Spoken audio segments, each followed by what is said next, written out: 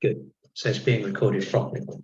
Well, I mentioned in my recent email that I know, of course, that many of you in the UK, a good percentage of you, more than 50% of the people who registered initially with the UK Law Society, and more than 50% of the people in this group, just let this in, have managed to find employment. Now, I know you're not all working as lawyers, those of you who are employed. However, one of the things I've noticed from some of the CVs which people have sent to me is that you're writing your CVs you're not writing in what you might call the Western style, right? So what we're going to back to the topic of contracts, but first I want to spend about 20 or 30 minutes, a few more people in. I want to spend a bit of time this evening looking at how to write a CV for a law company or for any company. There are, as you know, in the UK, lots of people looking for work. As a result of which, employers can be particular about what they want. They're in charge, they get to choose. What is called the scattergun approach, whereby you send out 100 different CVs to 100 different companies without actually bothering to think about what the company does or why you particularly want to work for that company, doesn't seem to work. And employers pick up on the fact that you're not really looking to work with them specifically, but really you just want a job. And it tends to mean that you get rejected without even being called for an interview. The whole purpose of your CV and the covering letter which you submit, or you use to submit your CV, is aimed at making you appear sufficiently interesting for the company to want to interview you for the position.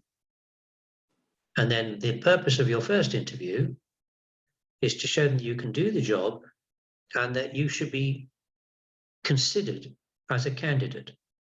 Because the whole purpose of the first interview is to make sure you get called back for the second interview. That's when the real decision is taken.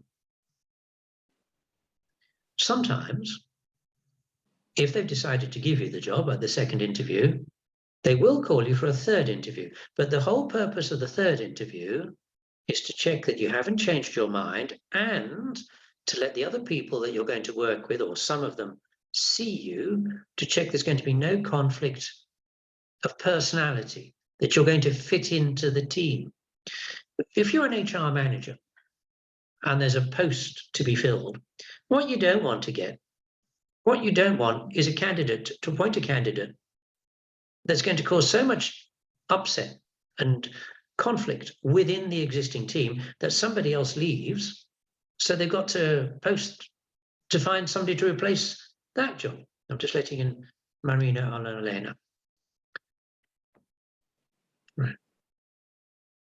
So we're going to look at writing a CV and a covering letter. Now, one of the things, what I've noticed from your CV is you're writing in what I might call not the Western style.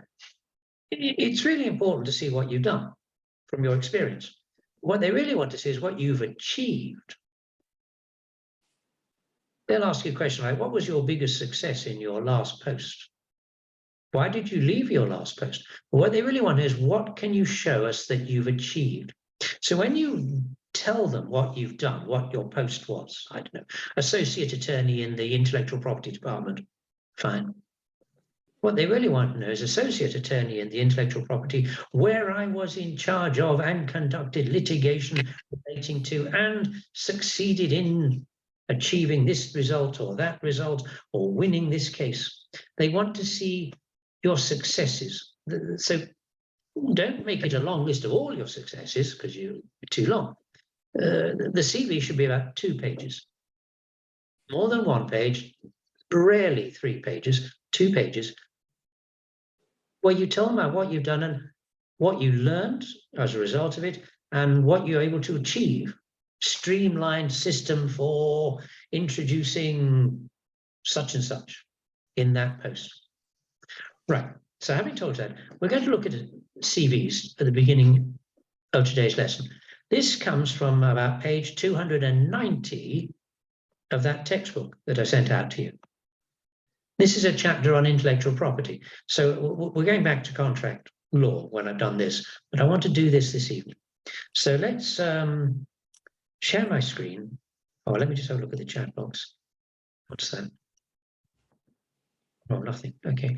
I'll share my screen and bring up the text, and I'll make a few points as we go through it.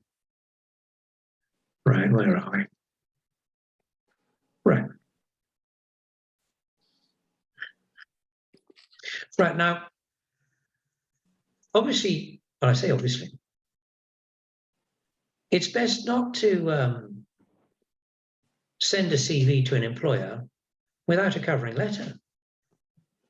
They will want to know how you knew that there was a job going, a job being offered. And then they'll want you to tell them that why you're interested in joining their particular company. They don't want to be thought of as a company that you join just to get a job and perhaps you'll get some training, and as soon as you get bored, you'll leave and go somewhere else. They want to see that you're a long-term player. Now, in a way, you have a slight disadvantage here because they know you're from Ukraine. They'll be assuming that when you can go back to Ukraine, you will. You may have to explain to them that you've now got an entry permit for 3 years, and it may well be that your long-term plan is to remain in the UK. If it is, for goodness sake, tell them. It makes you more attractive to them. Right, now, let me read this little text about the covering letter, first of all. The covering letter. Okay. Right. Covering letter is an important part of a job application. It is submitted along with a CV, a curriculum vitae, in other words, story of my life so far, right? Or your resume. The covering letter serves as an applicant's introduction to a potential employer. As such, it is a valuable employer for you, a valuable opportunity for you to communicate just a few key facts about yourself and your suitability for the position in question. What you're doing is you're teasing their interest to say, look at this, I'd be a good fit for your company. It also gives you a chance to demonstrate your ability to write a clear, well-structured business document in English, because your CV is a business document. Therefore, it is necessary to proofread your covering letter carefully and to make sure it doesn't contain errors of any kind, grammar errors, spelling errors, punctuation errors, typeface errors, just a nice, smooth, easy read. Like most professional correspondence, a covering letter normally ideally has a 3-part structure. You know, Western culture is all based on the rule of 3. Even our religion, Father, Son, Holy Ghost. Right back to Julius Caesar. I came, I saw, I conquered. Veni, vidi, vici. It's in our modern culture. Sex, lies, videotape. Yeah, the rule of 3, all the time. It's in our culture. The rule of sales. Tell them what you're going to tell them. Then tell them. Then tell them what you just told them. In any presentation you're making in a public speech, keep the main part to 3 parts as well. The rule of 3 is a very big thing in the Western culture. So what you want to do is have a 3-part structure to your covering letter. And the 3-part structure is very easy. First, an introductory paragraph stating the purpose of the letter. Get straight to the point in the first sentence. Second, there'll be a main part, which will be 1 or more paragraphs but it'll contain the most important information. And finally, a concluding part, beginning, middle, end, 3 parts. And the end, of course, will remind them that you're looking for a job. You're going to tell them what you just told them.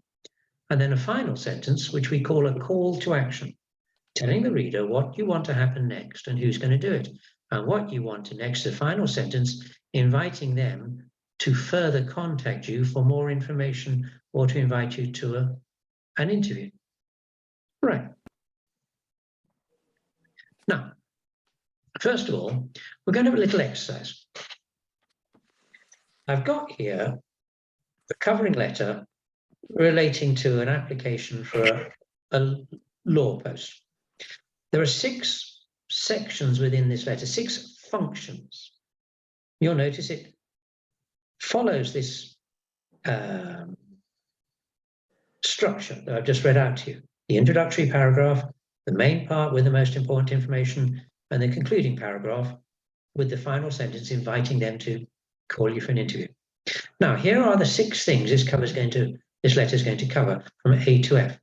It's going to refer to any relevant work experience you have. Next, it's going to identify your current status, and by that I mean employment status. But quite frankly, given you might want also to refer to your present status within the UK as well. Okay. Next, referring to future contact. Then explaining about how you found the position. Then demonstrate interest in the firm to which you're applying. If you do go for an interview, by the way, look up the company website. They'll have some news on there about some of their successes or something like that. Read it so you know about it. And in your interview, mention it. Mention you read about their big success in handling a merger and acquisition worth £200 million last year, or show that you're interested in joining that particular firm, not just any law firm. And F, finally, highlight particular skills, qualifications, or accomplishments which relate to the particular position. Okay, so those are the 6 things. Right, I'm going to read this out. You're going to tell me by writing in the chat box, A, B, C, D, or F, what each sentence refers to. This is the standard structure of the covering letter. Dear Mr. Jackson.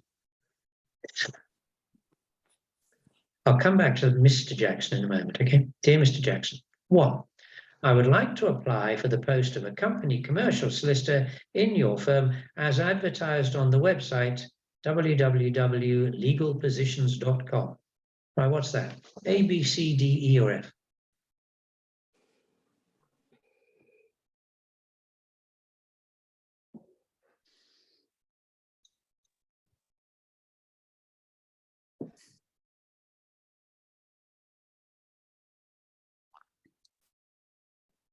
Good.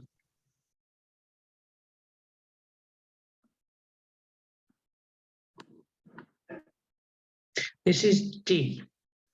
D, explaining how you found out about the position. You found it on www.legalpositions. D, very good, Olena, good. Next, 2, as a recent law school graduate, I was particularly happy to see that the position you're offering is open to newly qualified lawyers. So what can we gain from that? Is that A, B, C, D, E, or F? What are they telling us? What is this person telling Mr. Jackson? As a recent law school graduate, I was particularly happy to see the position you're offering is open to newly qualified lawyers.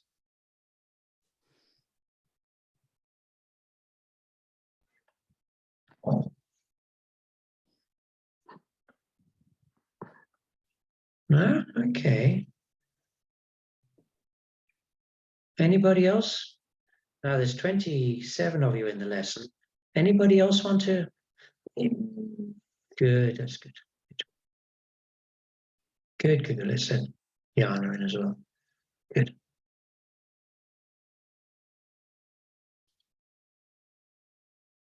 It's B. Are you identifying your current status? Telling them that you're a newly qualified lawyer. Right. 3. As you will see from my enclosed CV that I completed my law studies in Rome with honours and spent 1 year studying law in Edinburgh.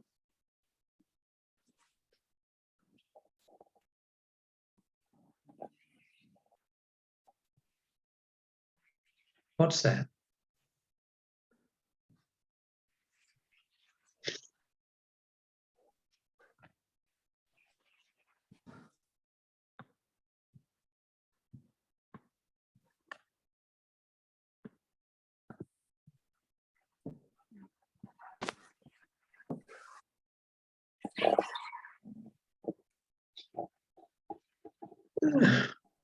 A, F, E. Yeah, I quite agree. Well, in fact, it's I think it's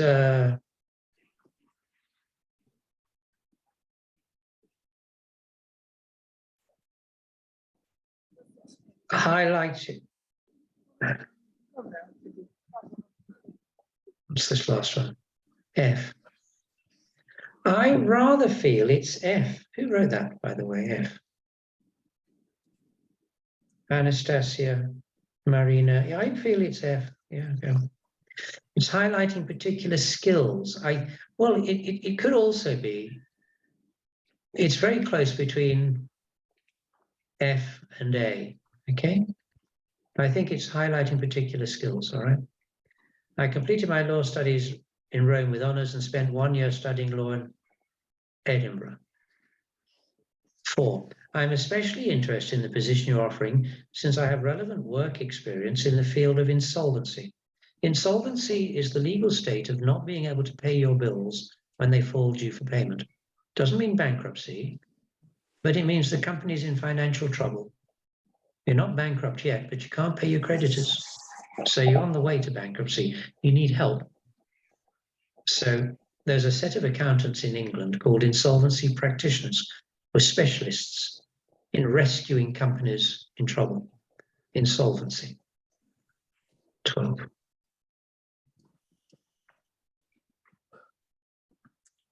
E. Well, I feel this is E this time, demonstrating an interest in the firm to which you're applying. Yep. Right. Let's go on from this. I spent 3 summers working as a clerk in a mid-sized commercial law firm in Manchester. What's that? There's only going to be one answer. What could this be? Good. 10, 11. So we get 12 people. 11. Good. 13. Oh, excellent. Thank you. It's A. Very good, everybody. Irina, Alana, Rika, Olga. Very good. Okay. Right. 7. In addition, I'm a student member of the Insolvency Practitioners Association in the UK, and 2 articles I wrote in English were published in their newsletter.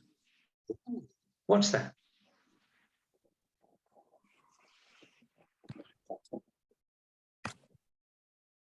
Again, there's only one answer this could be this time. What's that?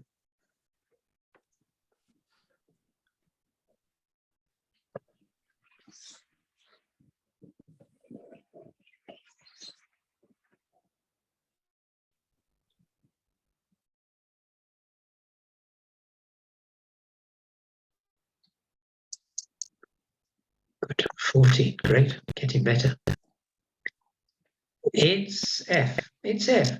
It's highlighting particular skills, qualifications, or accomplishment, getting 2 letters published in the newsletter or 2 articles in the newsletter. Yeah. 8. I may also add that I achieved a high score on the international league. I may also add that I achieved a high score on the International Legal English Certificate Examination. The ILEC exam. Okay.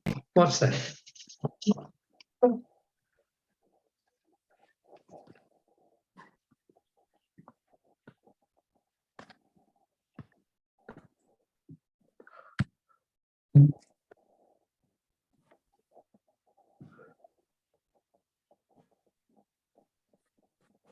Yes, it's F again.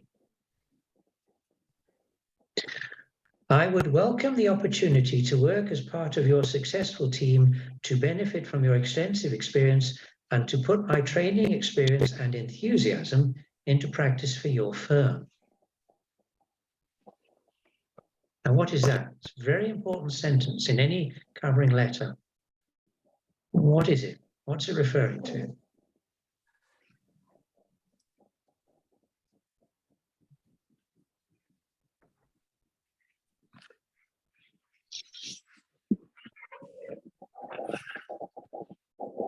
Good. Oh, good. 15. It's E. You've got to show them that you're interested in working just for them, that you'll be a loyal member of their team, not just, I want a job so I can get a salary. Okay, good. And lastly, I look forward to hearing from you. What is that? I look forward to hearing from you.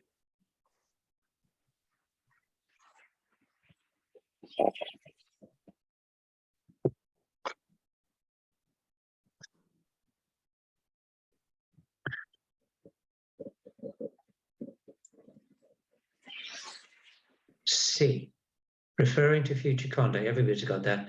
Great. Well done, Elena. Well done, Rika. Irina, very good. Okay. Now, something else about this letter. I just mentioned this, by the way. Probably, if you send in an application with a CV, it's probably by BB. It will probably be by email. In the 21st century, there are very few formal letters written on paper. However, and I may have mentioned this before, if you are writing a formal letter on paper to put in an envelope to send in the postal system with a stamp, then there are very strict rules about the structure, about how to, what we call the salutation, the beginning and the ending. If I start a letter written on a piece of paper, not an email, but a letter written on a piece of paper, and I identify the person I'm writing to, and here we've identified it's going to Mr. Jackson. If I identify them by name, dear John, dear Peter, dear Mrs. Jones, dear Ms. Jackson, if I identify the recipient, the reader, by name, then I must finish the letter written on a piece of paper as yours sincerely. Yours sincerely. If, on the other hand, I don't know the person's name, and I begin it, dear sir, dear madam, dear sir slash madam, okay? Dear sirs, dear colleague, dear voter, then I must finish the letter, yours faithfully. Yours sincerely when I identify the reader by name,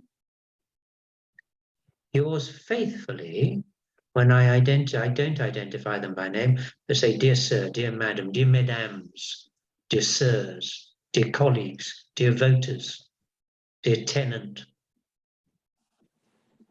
Okay, right, now then. Here are, we'll come to these questions in a moment. Here's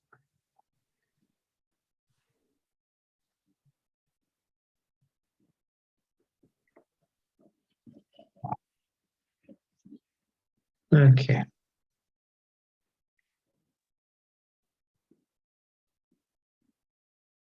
I've got, that'll take us too long. Here are some of the typical sorts of questions you'll be asked at a job interview. These aren't the only questions. You'll be asked things like, can you tell us about your biggest success? Can you tell us about a problem you faced? Can you tell us about a problem you faced which you weren't able to overcome? As well as really stupid questions like, if you were an animal, what animal would you be? There are people who ask these stupid sorts of questions. You better have an answer for them. The whole purpose of these questions is not really to find out what sort of animal you'd be. It's to see whether or not you can respond when faced with a sudden unexpected challenge. Yeah. If you were a piece of furniture, what furniture would it be? Now, I mean, it's a stupid question. The whole point is to see that you can respond, not that you'll just sit there thinking, oh, what? So be ready for these, what you might call, we call them left field questions, questions you just weren't expecting. If so, think about it before you go in, just in case somebody says, what sort of animal would you be? Oh, I'd be a panther. That way I'd creep about in the dark so the people, my opponents, couldn't see me coming.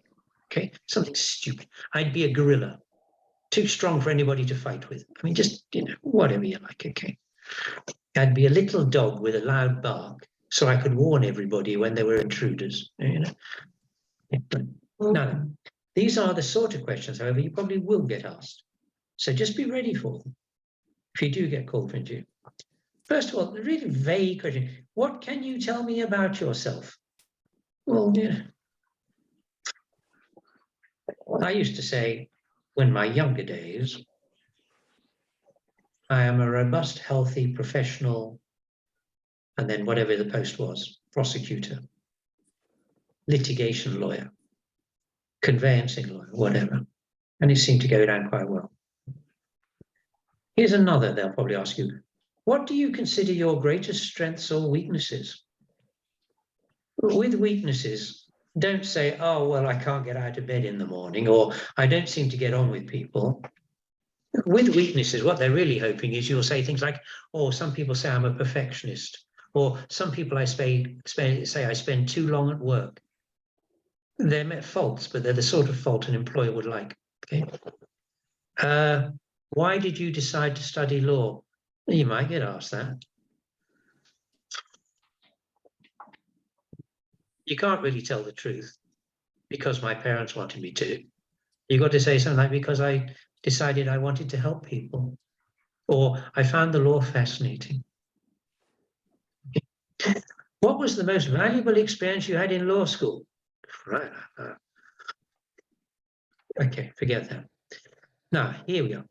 What qualities do you think a good lawyer needs to have? In other words, do you have these qualities? And this one, tell us about a time you were very successful. What accomplishments are you most proud of? I mean, what's your biggest achievement in your career so far? Then this, and you'll probably get asked this, what do you know about this firm? If you said, well, I know you're on the high street, they want to know, what you know about what they've been doing. They'll have a website which will tell you how many partners they've got, how many associates they've got, what sort of work they deal with, what are their biggest recent successes. Even if they're not posting about their successes, they'll probably be posting information about an area of law. They're doing it to show members of the public that they know about this area of law. Exactly the same reason that you did these things in Ukraine. I'm writing about mergers and acquisitions to show this company knows all about mergers and acquisitions, which tells you that that's the sort of work they do. Yeah.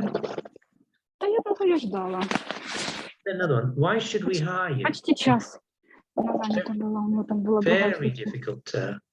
Very difficult question. I think you have to be ready for that. Have something ready, because I am extremely hardworking, thorough, capable, competent, and I can bring to your company these things, which your special strengths, and that you will a good team member, all the pluses. You're telling them all the things they're hoping to hear. Yeah. How would you describe your ideal job? Boss, law firm. Well, that's very difficult. One where they allow you to develop. What they're looking to hear is that you want to develop, not that one that gives me the biggest salary, one that allows me to earn the most money for the least work. They don't want to hearing that. They want to hear that you want to develop, that you want to grow as the firm grows, that you see the key to your success in the firm being successful, to open up new opportunities for you within that business. And lastly, what can you tell about your work experience? Well, just tell them about the high points, and make it about work, not about personalities in the office. Right. Okay. that's enough about job interviews for now. We're going to look at CVs in our next lesson. What I'd like some of you to do, if you want to, send me your CVs by email. I will look through them. Every CV I've seen so far has either grammar, spelling, or punctuation mistakes, and in some cases, all three. I will correct them for you and send them back. And I'll give you a few suggestions, general suggestions, about if I can think of or see ways to improve your CVs to make it more likely that you'll get called for an interview. When you get called for an interview, from then on, it's up to you. But send me your CVs. It'll help me prepare for the lesson next week, and I may be able to correct a few. Send them in the Word form. Send them in Word documents so I can make changes and show the changes on Track Changes feature. Don't send them as a PDF. Send them as a Word if at all possible. And I will see if I can assist you by suggesting one or two amendments. Okay, let's go back to contract law. Okay. Right, let me bring this back here.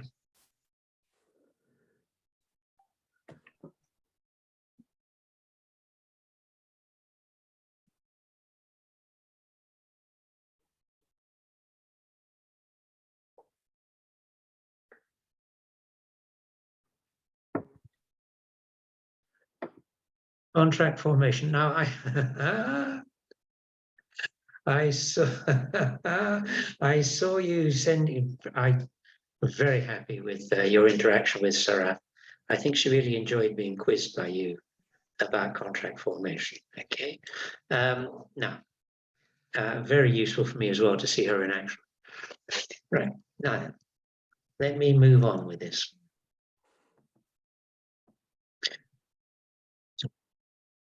I don't know if you, I don't think you dealt with this. Right.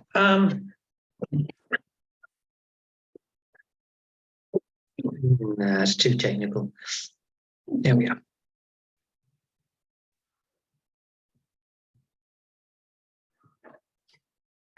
Here's a fairly simple little document. It's a non-competition agreement. Basically, if you sell your business, then the buyer doesn't want you to set up, use the money that they've paid you to then set up a rival business across the road, across the street the next week. They want you to give them a promise that you will not attempt to compete with them. Now, the common law acknowledges that these sort of contracts are permissible, but it's a common law principle that you shouldn't be prevented from from pursuing your career, full stop. So they have to be reasonable in terms of the geographical reach, the geographical exclusion zone, and also the time limit, as well as the activities. So if you were a lawyer and you sold your law firm to another lawyer, it would be reasonable, for example, that you couldn't set up another law firm within 2 years, within, say, 5 kilometers of the existing law office. If they said within 50 kilometers and you couldn't set up within 10 years, the court would say that's unreasonable. You're prohibiting this person from pursuing their ordinary career. Right. So we call it a non-competition agreement. Now you'll notice it's headed covenant, not to compete. In ordinary conversational English, covenant means a contract. Abraham made a covenant with God, right? But in legal English, in contract English, covenant means promise. Most of the obligations you will try to impose on the other side in a contract will be contained in covenants. You will make them give you promises to do things or not do things. In this case, we're going to make them promise not to compete with us in business. Let's have a look at it. It's a template. It has gaps in the text. Yeah? This covenant not to compete, this covenant, hereinafter called covenant, dated as of whatever, it has a gap here, so you can put in the date, of course, is made and entered into between whoever's selling their shares in the business, shareholder, the seller, and ABC Limited, a limited corporation purchaser, with reference to the following facts. ABC Limited Corporation and seller are both parties to that certain asset purchase agreement, the main agreement, basically the contract, as amended, supplemented, which means added to, or otherwise modified, which means changed from time to time, means, as and when it happened. Purchase agreement. Pursuant to, which means following. Pursuant, very old-fashioned English. I don't like it. I'd much rather use the modern English word following. Following which, not pursuant to, but following which, purchaser agreed to purchase from seller and seller agreed to sell to purchaser certain assets of the restaurant business. Okay, let's get the idea of a restaurant. The restaurant business owned and operated by seller, located at 21A London Road, Birmingham. Unless otherwise noted, capitalized terms means words with capital letters like B for business. Capitalized terms used herein, means here in this document, shall have the meanings ascribed to them under the purchase agreement. Ascribed. Right, what do you think ascribed means? Is it 1, 2, 3, 4, 5, 6, or 7? Ascribed has the meaning ascribed to them, have the meanings ascribed to them. What does that mean? 1, 2, 3, 4, 5, 6, 7.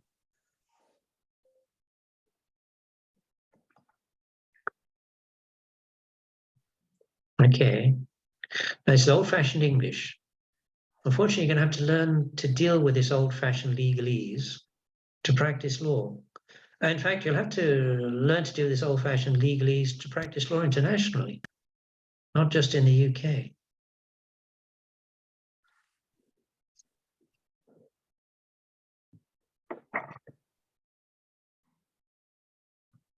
Three, given to, ascribed, means given to. Good. Let's go on to the next bit.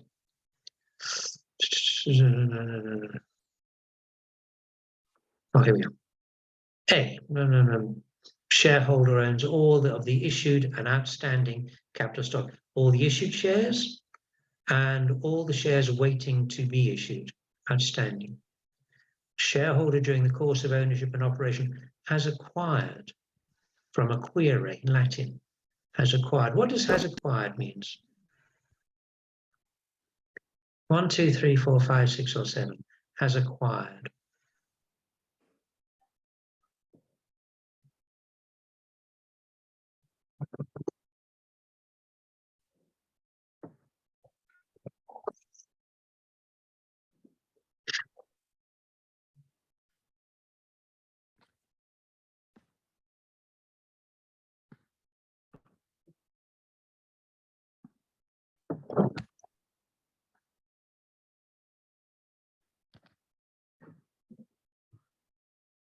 Five, very good, has bought. That's how we acquired it. We bought it. Perhaps we could have stolen it. Perhaps we could have been given it. But anyway, we've acquired it. We got it. We own it. Right. Now, D, here we are. Purchaser shall expend a considerable amount of time, money, and credit with respect to the purchase and operation of the business. Shall expend. What does that mean? Shall expend.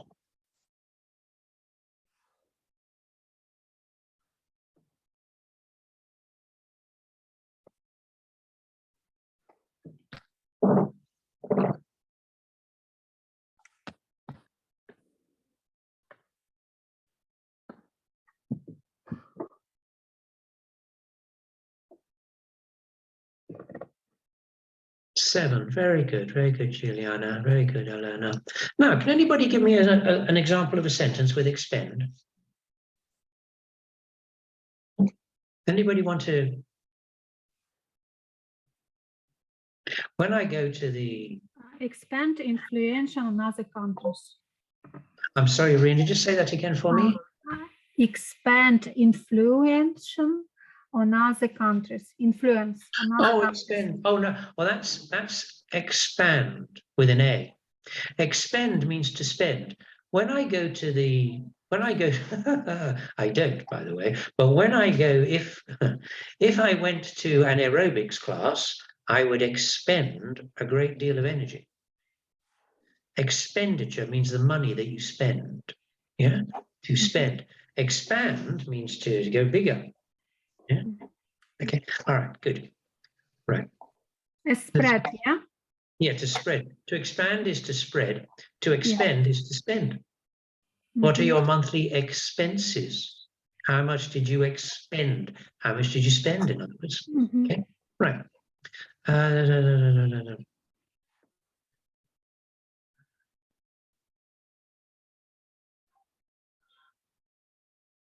All right. Go to, here's the main agreement. Therefore, in consideration of the foregoing and for other good and valuable consideration, meaning commercial things with a commercial value, go down to 2B. Additionally, shareholder shall, in other words, shareholder will, or shareholder, better still, must, A, not refer prospective purchasers. Oh, shall meaning will. Additionally, shareholder will not refer prospective or lessees of the restaurant business in whichever city it is other than the business, and B, subject to any obligation to comply with any law, rule or regulation of any governmental authority or other legal process. To comply with. What does to comply with mean? And also, let me go down here. Okay, first of all, to comply with. Okay, what does to comply with mean? Fulfill. Yes. Which of these 1, 2, 3, 4, 5, 6, 7 means to comply with?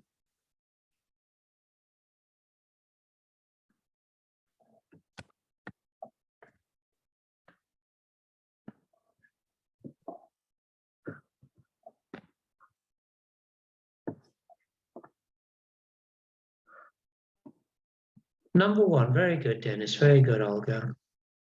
Yeah, Victoria, good. To follow, to comply with, to follow the law, to comply with the law. Good. And here is to make information available to the person entitled thereto, keep confidential and shall not use or permit his attorneys, accountants or representatives to use in any manner other than for the purpose of evaluating, that is, putting a value to, the transactions contemplated by the purchase agreement.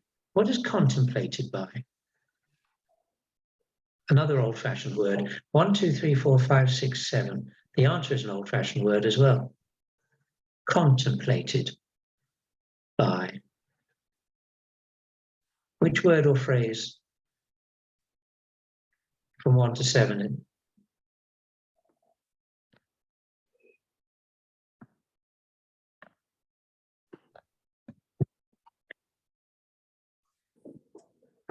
Six, envisaged. Visage, to see. We can see it in the future. Okay, good. That's the last one, I think.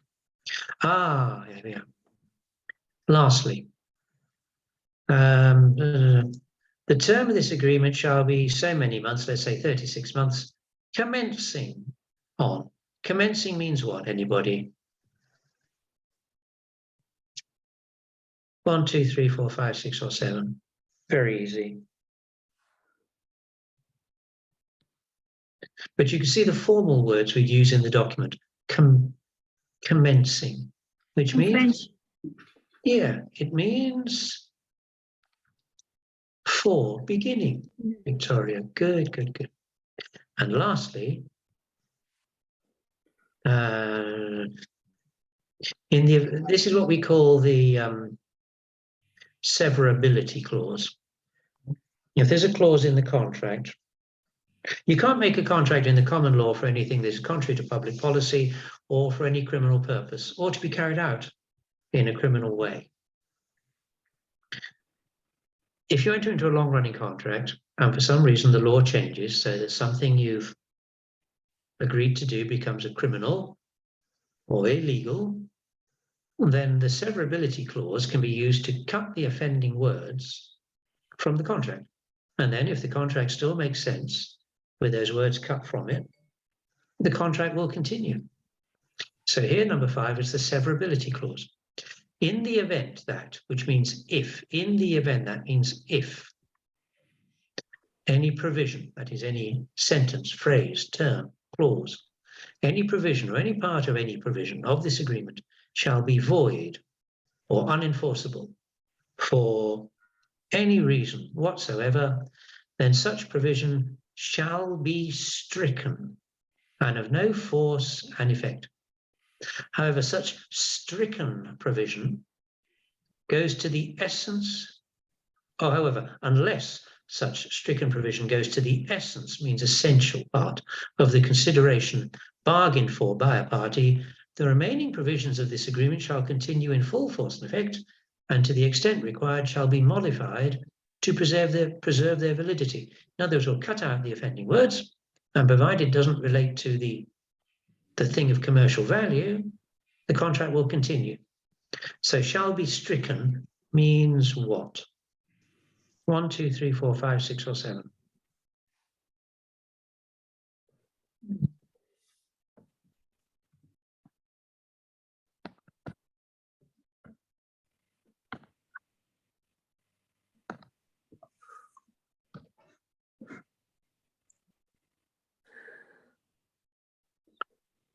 Good. Will be taken out. Very good. Good, Anastasia. Good. Okay. Stricken is the past tense of the verb to strike. Stricken is the legalese past tense. The ordinary conversational past tense is struck, to strike the ball. He struck the ball. But in a legal tense, to strike something out, to cut it out, is to be stricken. It shall be stricken from the record, meaning cut out of the legal record. Okay, good. Right, now then, let's, not too interesting this, is it? Let's have a look at something else for you. Yeah. Right. Let's do some vocabulary.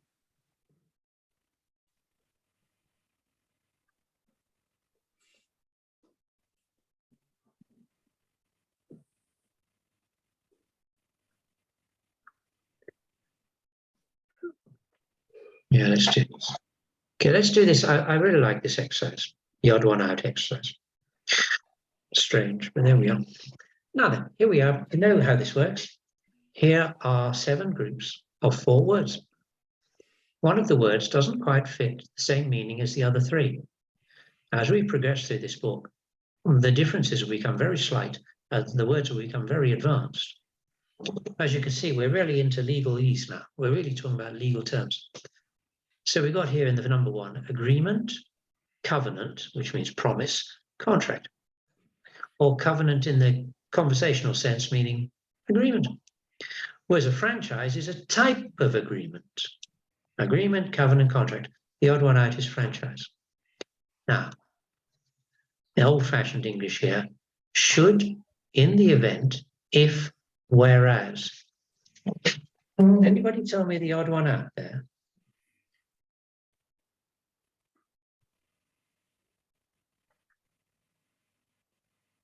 Contract drafters, I hope we'll get this.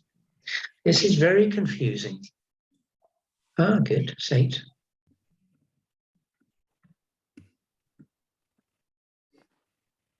Well, in a contract, okay, let's see your answers first of all, okay? 11, 12.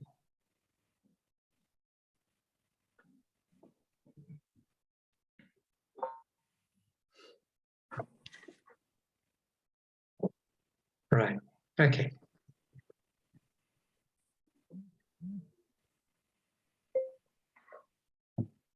Okay. It's not should. Should is a modal verb. But the thing about modal verbs is they have different meanings depending upon the expected reaction of the listener or reader by the person using the verb. Here's an example like shall.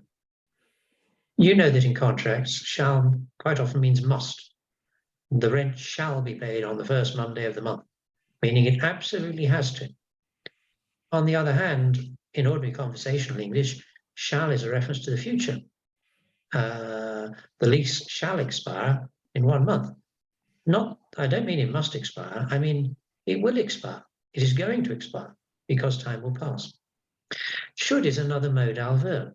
It has different meanings depending upon what the writer thinks the reader will use it. Should usually means advice. Oh, you look tired, you should get some rest.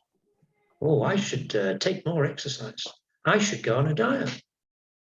Advice, right? However, in a contract, the word should. It's best not to use the word should in a contract meaning advice. You should pay the rent on the first Monday of the month. Oh, should I? Well, thank you for advising me. I'll think about it. So you should, I keep wanting to say it myself now, only use the word should in a contract when you mean if. Should the rent remain unpaid for 1 month, the lease will terminate. So should here does not mean advice, but should means if. Should the tenant fail to make the payment, the lease will terminate. Means if the tenant fails to make the payment. If, in the event that, meaning if, in the event that the tenant fails to make the payment. The odd one out is whereas. You see this in what we call the recital part of a contract. Whereas a purchaser operates a business, operates a chain of restaurants in England, and whereas seller has a small and seller has a chain of restaurants in France, the parties have agreed to combine their operations. Whereas means the situation is. We use it in what is called the recital, the preamble part of the contract, the section which describes the background, showing why the parties want to make a contract. Whereas ABC Limited is a power station, and whereas XYZ Limited is a coal mining company, so XYZ wishes to purchase, ABC wishes to purchase XYZ's coal to maintain their power station. Yep. So the odd one out there is whereas. Right, as I say, they're getting more difficult. What about number 3? Consent, authorization, injunction, permission. Easier to see the difference, but consent, authorization, injunction, permission.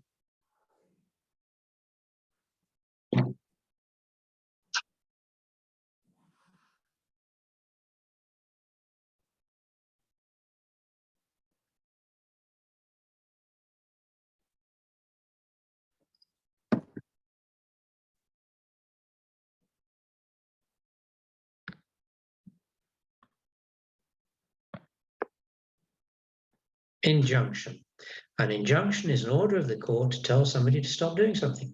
Good. Whereas the others all give permission. Consent, authorization, authorize. Good, I learned injunction. Right. Right, now for a contract. Withdraw, breach, cancel, rescind. Oh, very technical. Can you see the odd one out? Wow, wow, wow.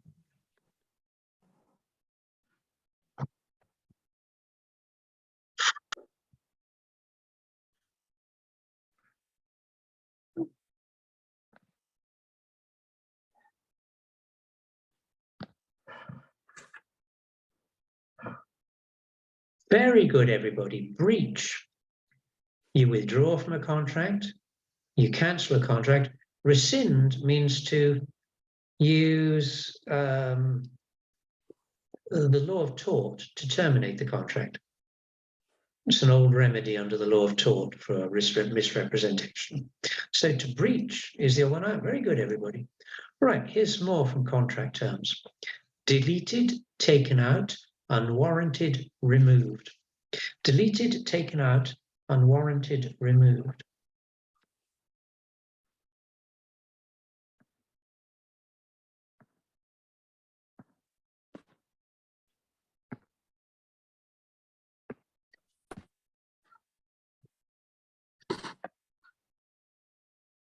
Unwarranted, excellent. Unwarranted means it's not deserved. You don't need it. Your unwarranted interference, meaning nothing requires you to interfere. Nothing. Very good, everybody. Unwarranted, very good. Now, this is good. Contention 6. Contention, proposition, proposal, suggestion.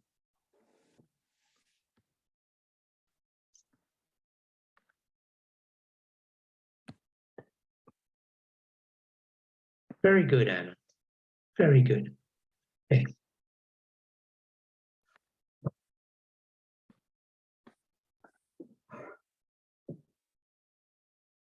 Yeah, contention. To contend, to argue is to contend. I would contend my client should be acquitted because.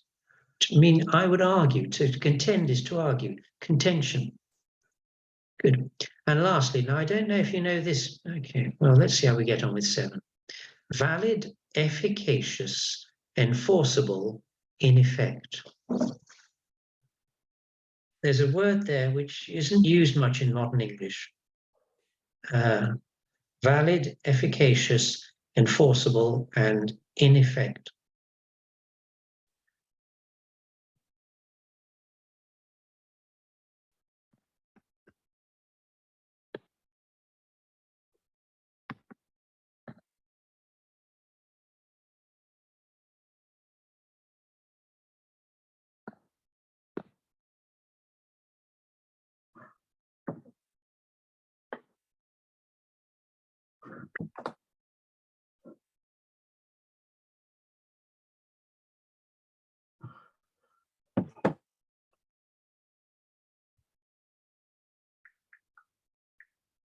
Okay. Well, Olga, Irina, Elena, well done. Efficacious. Right, this is a word you may not have come across. It's only ever used in the law and in medicine. Efficacious means efficient and hardworking, and it comes from medicine. We talk about an efficacious remedy, meaning medicine that works very well. It's efficient and it works effectively. It's efficacious. Now, because we're talking about a remedy, as you know, in the law, we talk about legal remedies.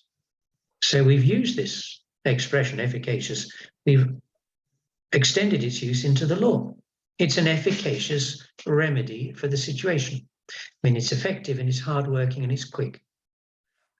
Efficacious, effective, hardworking, quick, efficacious, efficacious remedies, efficacious solutions.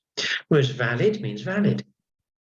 Enforceable, well, a valid contract is a contract which can be enforced through the courts. And if the contract is valid, that means it's in effect, it's started. So valid, enforceable, and in effect are more or less the same thing. Whereas efficacious means it's efficient and hardworking and quick. Good. Okay.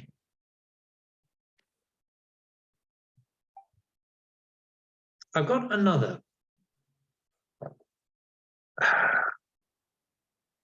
exercise. What we got in the box here are 6 verbs, legal verbs, if you like: breach, modify, renew, sign, terminate, things you'd use in relation to contracts and agreements. And there are 6 blank spaces in the sentences. These verbs, however, are not in the correct form. They may need putting in the plural or changing into a different verb tense. The word is correct, but they need amending slightly. For example, enter into. Well, this one can be used in its original form. Minors, no ORS, which means children, people under the age of 18. Minors and the mentally incompetent, meaning people who are mentally ill. When we say they're incompetent, I don't mean they can't do their work. I mean they don't have the competence, the ability to enter into a contract. You must be mentally competent to enter into a contract. You can't enter into a contract because you're bankrupt or a serving prisoner or a citizen of a state with which your country is at war. You are said to be incompetent to enter into a contract. You may be the best accountant, lawyer, doctor, engineer in the world. But if you haven't got the legal capacity to do something, then you're legally incompetent, meaning not having the ability. Right. So minors and the mentally incompetent lack the legal capacity to enter into contracts. Okay, fair enough. Right, what goes in number 2? Courts generally rule that if the parties have a meeting of the minds, consensus ad idem, they both understand what they're agreeing to, a meeting of minds, and act as though there was a formal written and something contract, then a contract exists. Now you're going to have to change the verb to put into the past tense. As though there was a formal written and something contract, then the contract exists. Put the verb into the past tense, put the correct verb into the past tense from these other 1, 2, 3, 5 verbs that are left in the box.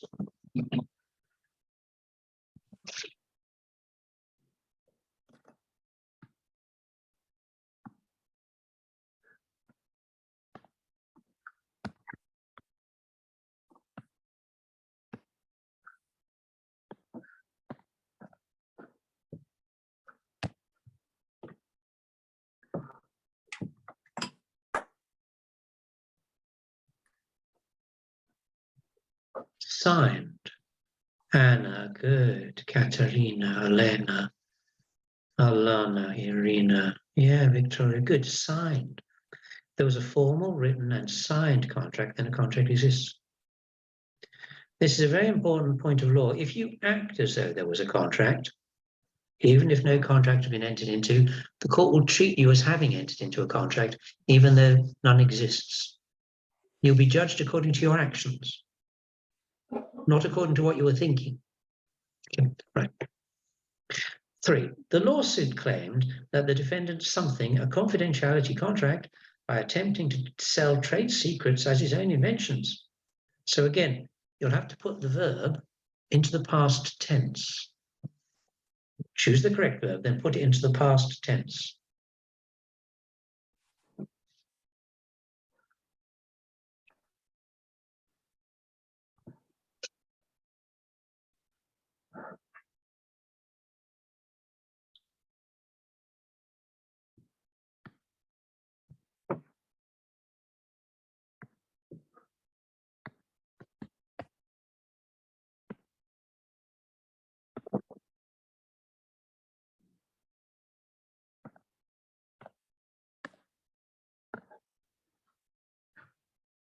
Breached, very good. Had breached. Okay, breached or had breached. There's a difference. Both are correct. In the one's the past definite, the other's the past simple. Both are correct in this space. Had breached a confidentiality agreement. It's probably better grammar, I suppose, or the lawsuit claimed the defendant breached. Had breached is better grammar. You're very good, very good. Okay. Evergreen, number 4, evergreen clauses. Evergreen clauses are those clauses in a contract which cause automatic renewal of the contract unless the contract what? You're going to need to change the verb again from the box. Take the verb and put it in the correct form, the present simple form.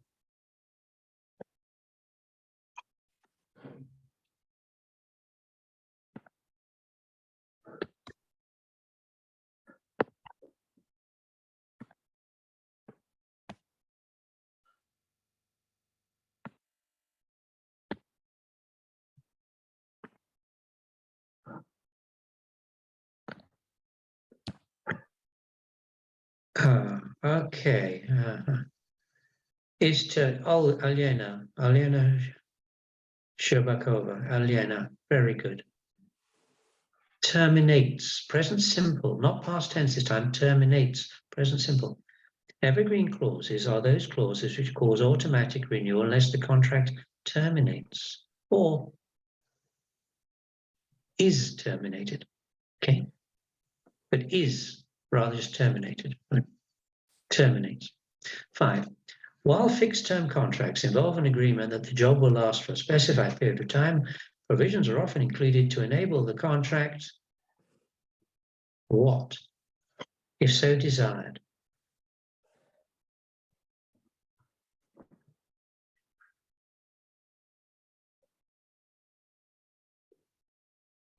This time you're going to use the infinitive. To something. Okay. Enable the contract to what?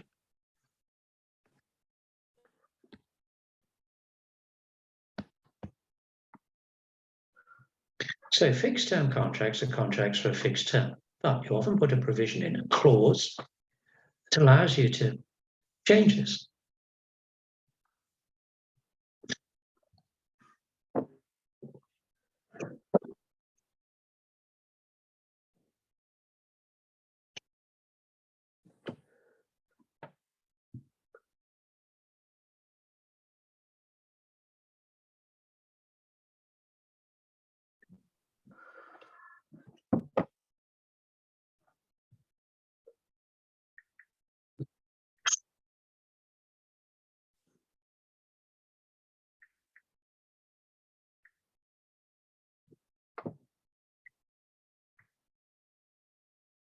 To be renewed or to renew.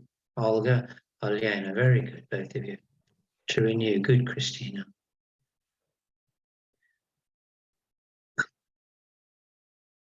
Because we put the,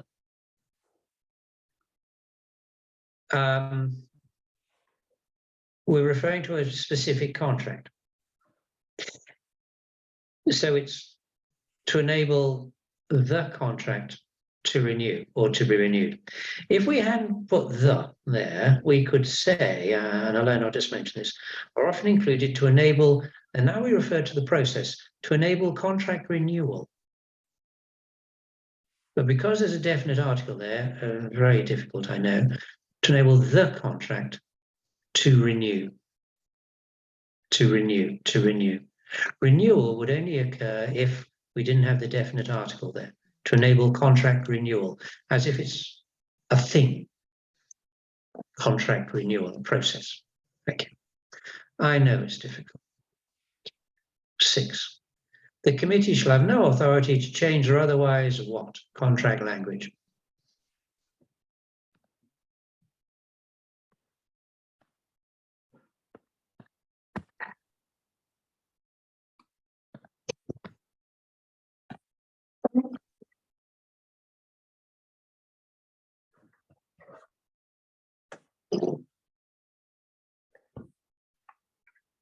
Modify. Yeah, modify just as it is. Excellent, everybody. Okay. Okay.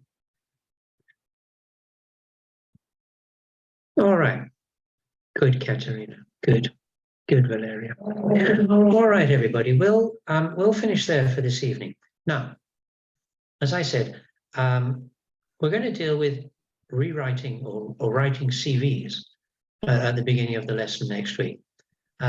I'll invite anybody that wants to send me a Word copy of their CV so that I can look through it.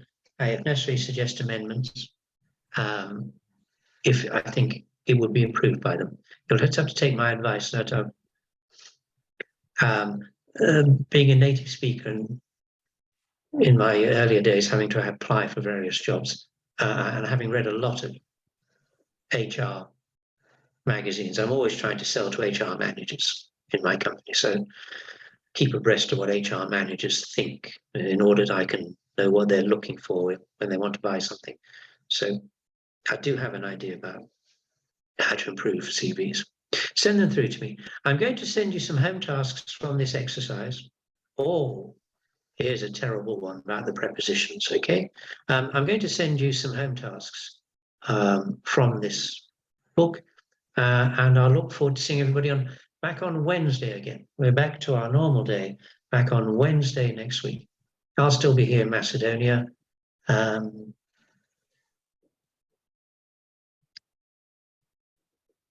I'll be writing to everybody about something else, another issue. I'd like everybody in the group to connect with me on LinkedIn, Richard Brady on LinkedIn. Please connect with me there. I can invite you to join our group on LinkedIn as well, which will enable me to introduce you to about 4,500 other lawyers. Most of them are in the Middle East, but there are some in the UK and Western Europe. Quite a few, but most are in the Middle East. But it won't hurt for you to extend your circle of contacts. Okay, everybody. Thank you very much for your time this evening. Have a great week, and I'll see you on next week. Thank you very much. Thank you so much. Yeah, Thank you so much. thank Have a you. nice evening. Thank you. Olga, Christina, Irina, thank you so much, everybody. Richard, sorry, we need to send you as our CV in Word or in Word a document. PDF. Send it in a Word so I can Word. show the changes in using the track changes feature. Is that okay? Yeah, okay. Thank you so Super. much. All right. You have a great week, everyone. Yeah. Enjoy the Thank you. evening. Thank you for listening. Have a nice Okay. evening and Bye. weekend. Bye. Bye-bye. Bye-bye, everyone. Bye-bye. Bye bye.